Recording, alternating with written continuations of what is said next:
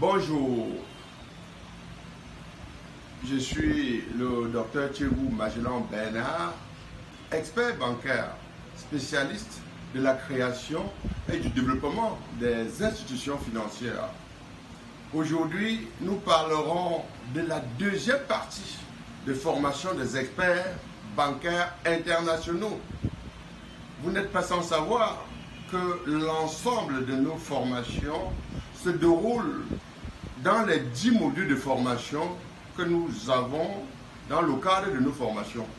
Donc, ce premier module de formation est consacré pour l'ensemble du personnel bancaire, car c'est essentiellement le volet opérationnel dans une structure financière. Alors, vous avez vu dans la première partie où nous parlons qu'est-ce qu'une banque, qu'est-ce qu'une microfinance, quelle est la différence entre les deux. Justement, il est question de collecter les informations pour être apte à réagir face aux usagers lors d'un éventuel renseignement. Voilà. Donc, alors, vous avez suivi la première partie et cette fois-ci, c'est la seconde partie. On parlera de la seconde partie. Et juste après ça, on va entrer. Donc, il y a également la troisième partie. Voilà. Donc, pour ce seul module, pour ce seul premier module de formation, il y a 3 parties. Vous avez suivi la première partie. Cette partie-ci est la seconde. Viendra la troisième partie. À tout à l'heure. Merci encore. 1. Quelle est la définition de la microfinance au sens du règlement CEMAC? Le règlement Communauté économique et monétaire d'Afrique centrale ne régit pas la forme juridique de l'EMF, mais seulement l'activité. Il définit la microfinance comme étant une activité exercée par des entités agréées n'ayant pas le statut de banque ou d'établissement financier et qui pratiquent, à titre habituel, des opérations de crédit, de collecte de l'épargne et offre des services financiers spécifiques au profit des populations évoluant pour l'essentiel en marge du circuit bancaire traditionnel. 2. Donner la catégorisation des EMF et leur champ d'activité. On distingue 3 catégories d'EMF ainsi que leurs champs d'activité respectifs comme suit. Les établissements de microfinance de première catégorie sont ceux collectant l'épargne de leurs membres et accordant des crédits exclusivement à ceux-ci. Cette catégorie est constituée des établissements de type associatif, coopératif ou mutualiste. Pour celle-ci, il n'est pas exigé de capital minimum. Les établissements de microfinance de seconde catégorie sont ceux exerçant les activités exercées. Il y a des structures qui effectuent exclusivement une activité d'épargne et de crédit, celles qui délivrent des services annexes tels que la fourniture d'intrants à des agriculteurs. Celles dont l'activité d'épargne et de crédit n'est que le volet accessoire d'une activité de production et de commercialisation de denrées agricoles ou celles dont le volet microfinance se développe à côté d'autres volets d'intervention à caractère social. Et enfin, les structures dont l'activité de microfinance est activité d'épargne et de crédit avec le public et évoluant dans l'économie de marché. Cette catégorie admet les EMF ayant adopté le statut de société anonyme. Ces établissements sont astreints à un capital minimum fixé à 50 millions de francs CFA. Les établissements de microfinance de troisième catégorie sont ceux exerçant uniquement une activité de crédit. Il s'agit des projets, des sociétés qui accordent des crédits destinés à une filière ou des sociétés de caution mutuelle. Le capital minimum est fixé à 25 millions. Le cas de Gatsby et Mifede peuvent nous servir d'exemple. 3. Que vise la réglementation applicable aux EMF? Elle peut être scindée en 4 composantes qui sont la catégorisation des EMF, le contingentement de certains actes, les principales astreintes et les ratios. La catégorisation des EMF procède du souci de tracer des pistes de regroupement des établissements dont la disparité des genres peut être un facteur de risque. Les 3 catégories sont établies en fonction du type d'activité, épargne ou de crédit, de la forme juridique et du capital minimum. Contingentement des actes et l'imposition de certaines astreintes permettent de mieux cadrer le domaine d'exercice de la microfinance, d'éviter les modifications structurelles fantaisistes et de confirmer la différence avec l'activité bancaire. Les ratios prudentiels sont des limites opérationnelles visant à assurer la disponibilité permanente des dépôts confiés aux EMF par leurs usagers. 4. Quelles sont les raisons d'instruction d'une étude d'évaluation du secteur de la microfinance? Les pouvoirs publics poursuivent ainsi leurs efforts pour améliorer son environnement juridique et administratif en vue de permettre aux établissements de microfinance d'avoir une assise leur favorisant de mieux accompagner le développement des acteurs économiques, notamment des PME d'une part, et d'autre part de s'engager dans une démarche professionnelle basée sur une gestion transparente. Mais force est de constater qu'actuellement, le secteur camerounais de la microfinance traverse une profonde crise caractérisée par une réduction notable de tous les indicateurs de performance des principaux EMF du pays. Pour permettre au secteur de maîtriser sa croissance et de surmonter les éventuelles crises et certains dysfonctionnements, il s'avère nécessaire que les acteurs du secteur de la microfinance puissent faire une revue de ce secteur pour permettre aux autorités gouvernementales de mieux connaître les expériences passées, de tirer les leçons de ces expériences pour mieux comprendre l'existant afin d'envisager l'avenir sur des bases plus objectives et réalistes. Autant de raisons qui ont amené le gouvernement camerounais à travers le MINFI à commander cette étude d'évaluation du secteur de la microfinance au Cameroun. 5. Quelles sont les obligations fiscales des EMF? En vertu du Code général des impôts actuellement en vigueur, les EMF sont astreints à des obligations de divers ordres. Pour des besoins de précision, elles sont regroupées en 3 groupes notamment, les obligations d'ordre général, les obligations de déclaration et de paiement et les obligations de retenue à la source et de reversement d'impôts et de taxes. 6. Quel est l'instrument régissant la comptabilité des microfinances au Cameroun? Il s'agit laconiquement du plan comptable des établissements de microfinance. En effet, l'article 46 du règlement de la COBAC, relatif aux conditions d'exercice et de contrôle de l'activité de microfinance dans la communauté économique et monétaire de l'Afrique centrale, indique que la commission bancaire fixe les règles relatives à l'équilibre financier des établissements et, plus généralement, celles relatives à la pérennité du secteur de la microfinance. Elle définit les règles relatives au plan comptable, à la consolidation des comptes et à la publicité des documents comptables et autres informations destinées tant aux autorités compétentes qu'au public. Le plan comptable des établissements de microfinance, PCMF, s'inspire du plan comptable des établissements de crédit, PSEC, en raison de la ressemblance et du caractère bancaire des opérations visées par ces deux textes. Ces deux référentiels ont pour source un texte d'envergure plus large, le plan comptable de l'Organisation pour l'harmonisation en Afrique du droit des affaires, OHADA, qui constitue le cadre général et commun du droit comptable pour les 16 pays de l'espace OHADA auxquels appartiennent les 6 États de la communauté économique et monétaire de l'Afrique centrale. 7. Quels sont les effets de la crise de l'économie sur les EMF? Une diabolisation du secteur de microfinance. Les EMF sont devenus des boucs émissaires en raison des taux d'intérêt. Un acharnement de l'administration fiscale, les EMF sont contraints de payer des impôts auxquels ils ne sont pas assujettis. 8. Comment sont les relations entre les EMF et le fisc? Elles sont essentiellement tendues, ou de façon large conflictuelle. En réalité, l'administration fiscale vise à étendre le champ de recettes, gonfler les revenus de l'État et donc, se montre moins tolérante envers les EMF. Ces derniers par contre, sont à la quête des ressources énormes pour octroyer abondamment des crédits et placer des investissements. 9. Quels sont les établissements publics à caractère financier? Ces établissements sont au nombre de 5 à savoir, le Crédit foncier du Cameroun, la Société de recouvrement des créances, la Société nationale d'investissement, la Caisse d'épargne postale, le Fonds national pour l'emploi. 10. Quelle est l'évolution de l'encours de crédit? Au 31 décembre 2008, les crédits accordés à la clientèle s'élevaient à 138,523 milliards FRCFA, en hausse de 18,16% par rapport à fin décembre 2007 et un taux moyen de croissance annuelle de 20,72% entre 2002 et 2008. Les crédits octroyés sont pour l'essentiel de concours par caisse octroyés à court terme, 63% environ, pour financer les besoins d'exploitation des commerçants, 39%, la consommation, 27%, et la trésorerie des PMETMI, 21%. Camsécu gère 32% des parts de marché, avec 44,892 milliards FRCFA de crédits distribués. 11. Quelle est l'évolution de l'encours de dépôt? L'encours total des dépôts collectés au 31 décembre 2008 s'élève à 258,220 milliards FRCFA, en progression de 32,54% par rapport à décembre 2007.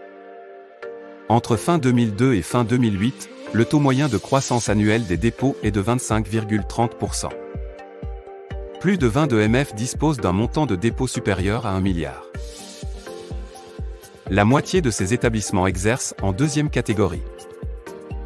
Avec 74,890 milliards FERGFA, le réseau CAMSECU est celui qui collecte le plus de dépôts.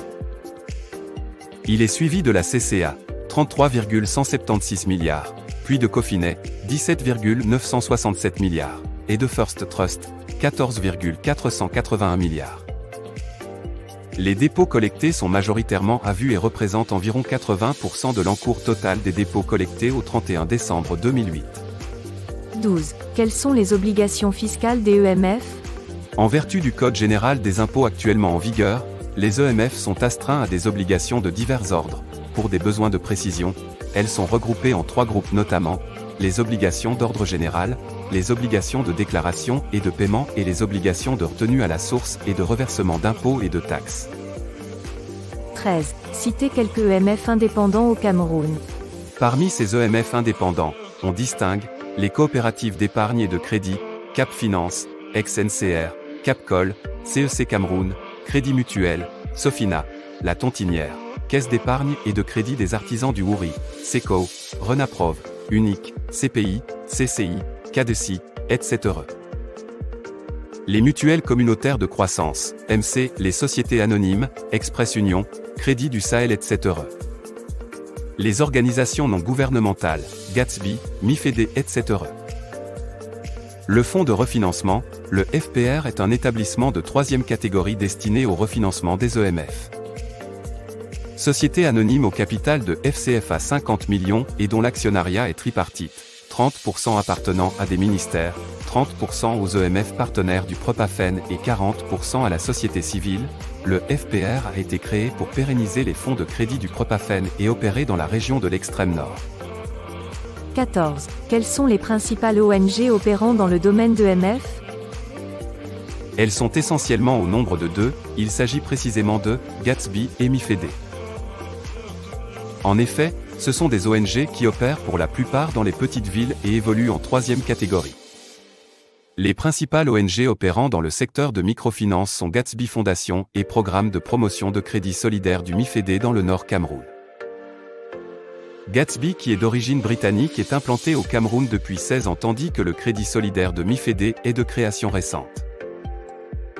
Cameroun Gatsby Fondation couvre 4 régions du Cameroun et touche actuellement 54 000 familles bénéficiaires pour un total des crédits octroyés de 207 milliards FCFA. 15. Quel est le fondement du DSCE? Le gouvernement poursuit la mise en œuvre des réformes structurelles et institutionnelles, notamment dans les domaines des finances publiques, de la fonction publique et du climat des affaires.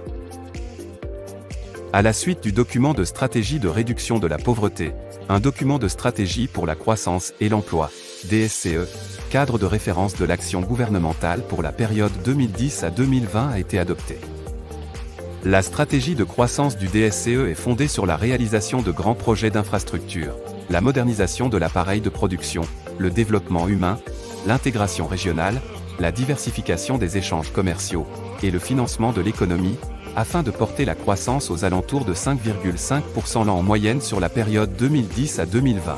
Faire passer le sous-emploi de 75,8% à moins de 50% en 2020 à travers la création de milliers d'emplois formels dans les 10 prochaines années, ramener le taux de pauvreté monétaire de 39,9% en 2007 à 28,7% en 2020, et atteindre en 2020 l'ensemble des objectifs de développement du millénaire.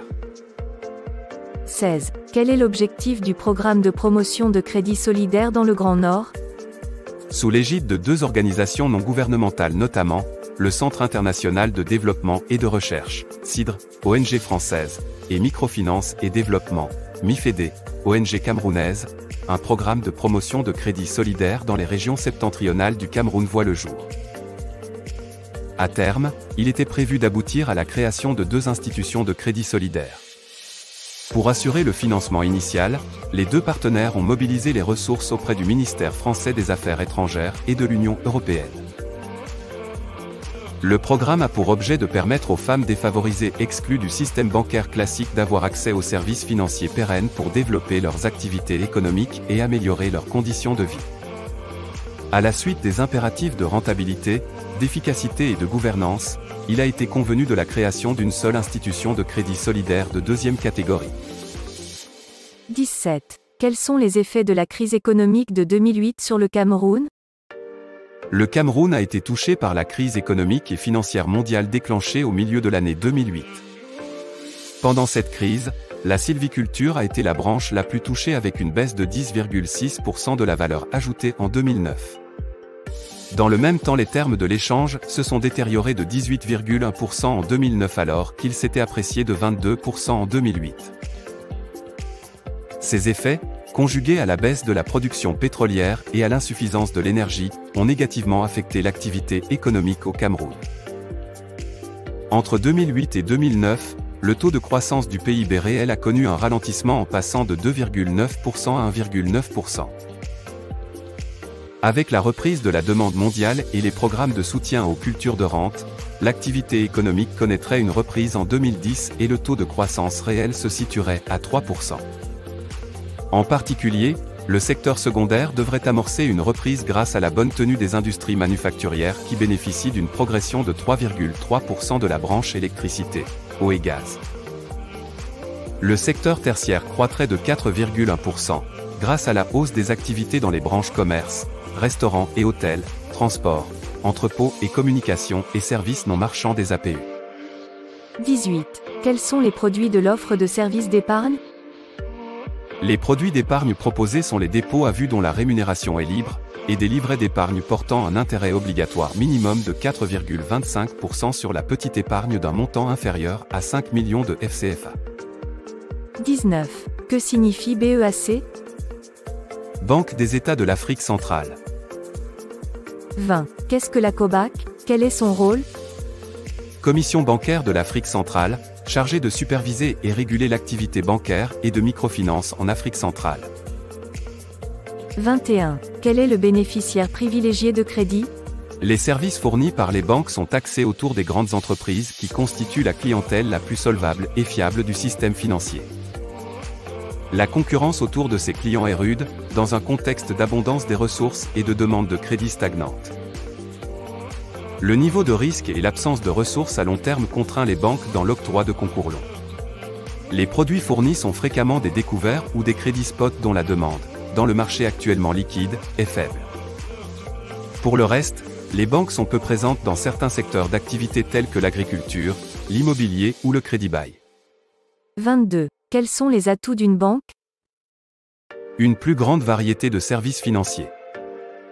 Des infrastructures et des systèmes existants et bien rodés. Des possibilités plus importantes d'accès au financement. Un personnel relativement plus qualifié et spécialisé en techniques bancaires. Des normes de sécurité mieux élaborées. 23. En quoi se limitait l'activité de la microfinance jusqu'à une date récente? Jusqu'à une date récente, la microfinance consistait essentiellement à accorder des microcrédits, petits prêts, à des micro-entreprises. Aujourd'hui, on constate que les pauvres ont besoin de toute une série de services financiers et pas seulement de crédits. La microfinance actuelle a donc évolué vers cette offre de services financiers divers, comprenant le crédit, l'épargne, la microassurance et le transfert de fonds aux entreprises et ménages pauvres. 24. Quels sont les faits marquant l'essor du secteur de la microfinance? Un renforcement de la pénétration du marché par l'accroissement du nombre des établissements de microfinance et de la clientèle. Une augmentation des ressources internes par une mobilisation accrue de l'épargne locale et une capitalisation, capital social, réserve, etc. Un accroissement du volume des opérations d'octroi de crédit, augmentation des points de service. Un renforcement de la solidité financière, au niveau de l'exploitation, augmentation du résultat net, et une contribution à la réduction du chômage, augmentation du nombre d'employés. 25. Quelle est la place du Cameroun en termes de compétitivité?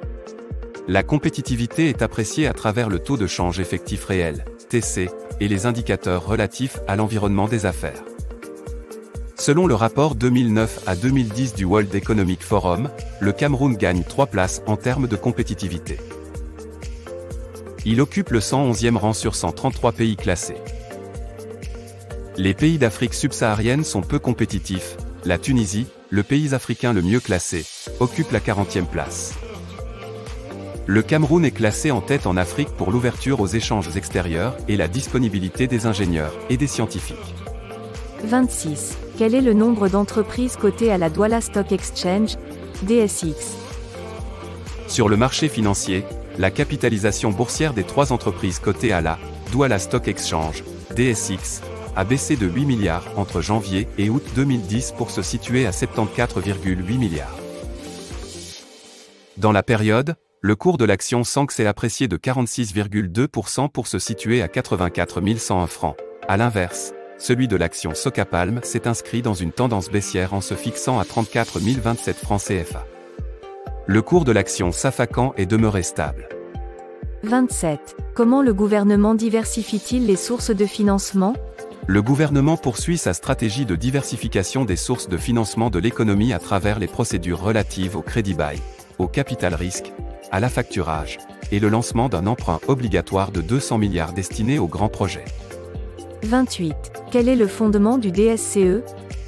Le gouvernement poursuit la mise en œuvre des réformes structurelles et institutionnelles, notamment dans les domaines des finances publiques, de la fonction publique et du climat des affaires. À la suite du document de stratégie de réduction de la pauvreté, un document de stratégie pour la croissance et l'emploi, DSCE, cadre de référence de l'action gouvernementale pour la période 2010 à 2020 a été adopté. La stratégie de croissance du DSCE est fondée sur la réalisation de grands projets d'infrastructure, la modernisation de l'appareil de production, le développement humain, l'intégration régionale, la diversification des échanges commerciaux, et le financement de l'économie, afin de porter la croissance aux alentours de 5,5% l'an en moyenne sur la période 2010 à 2020. Faire passer le sous-emploi de 75,8% à moins de 50% en 2020 à travers la création de milliers d'emplois formels dans les 10 prochaines années, ramener le taux de pauvreté monétaire de 39,9% en 2007 à 28,7% en 2020, et atteindre en 2020 l'ensemble des objectifs de développement du millénaire. 29. Quelle est la composition du secteur bancaire camerounais?